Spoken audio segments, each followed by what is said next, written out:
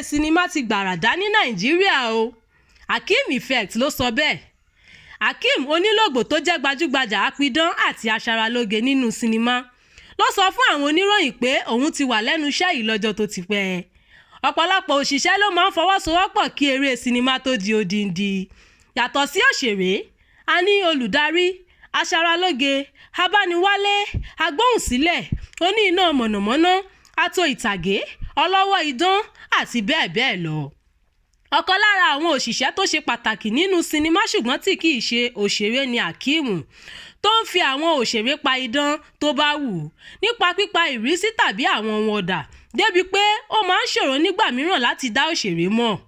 Ọ̀pọ̀ arúgbó ni Hakeem ti sọ di ọmọge, ló ti sọ ẹ̀yà ara àwọn èèyàn di nǹkan míì láàrin ọdún 14 tí ó ti ń ṣe iṣẹ́ yìí.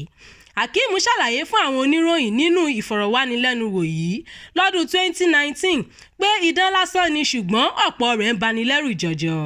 Ó sọ̀rọ̀ lórí àfojúsùn rẹ̀ láti dí àlàfo tó wà láàrin àwọn òṣìṣẹ́ ọlọ́wọ́ idán nínú sinimá ìlú òyìnbó àti ti ilẹ̀ adúláwọ̀. Nínú fọ́nrán tó gbé sórí ayélujára lọ́dún náà, ó ní àwọn ajínigbé ṣèkọlù sí òun àti àwọn òṣìṣẹ́ lásìkò tán wọ́n rin ìrìn àjò kúrò ní Ìkẹ́lẹ́ ìpínlẹ̀ Ògùn. Hakeem ní dẹ́rẹ́bà òun ló dóòlà ẹ̀mí gbogbo àwọn tó wà nínú ọkọ̀ akérò tí wọ́n ń gbé lọ ìrìn àjò náà. Ó ṣàlàyé nínú fọ́nrán ọ̀hún wípé ìró ìbọn ń lọ lọ́tùn lósì lásìkò ìkọlù náà tí ìbọn sì bá dẹ́rẹ́bà àwọn tó ń pe orúkọ rẹ̀ nílé gbà. Ó wá dúpẹ́ lọ́wọ́ Ọlọ́run tó dá ẹ̀mí òun àti akẹgbẹ́ rẹ̀ sí lásìkò ìkọlù àwọn ajínigbé náà.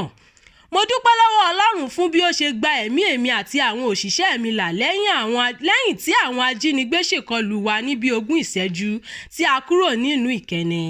Wọ́n fi ìbọn fọ́ gíláàsì ọkọ̀ tí wọ́n sì jí àwọn kan gbé, ṣùgbọ́n mo dúpẹ́ pé mo wà láyé.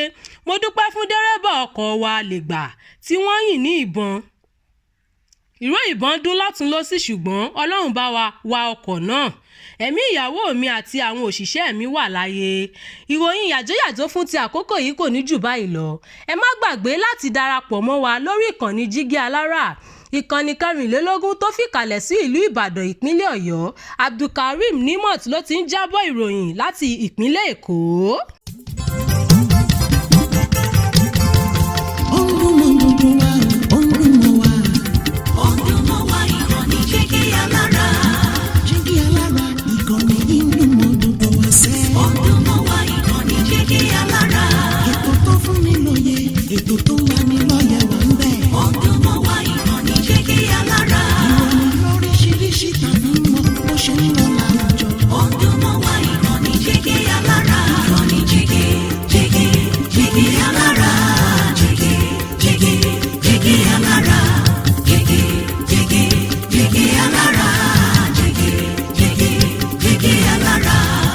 Ìkànnì Jígí Alára 24, bàbá gbogbo.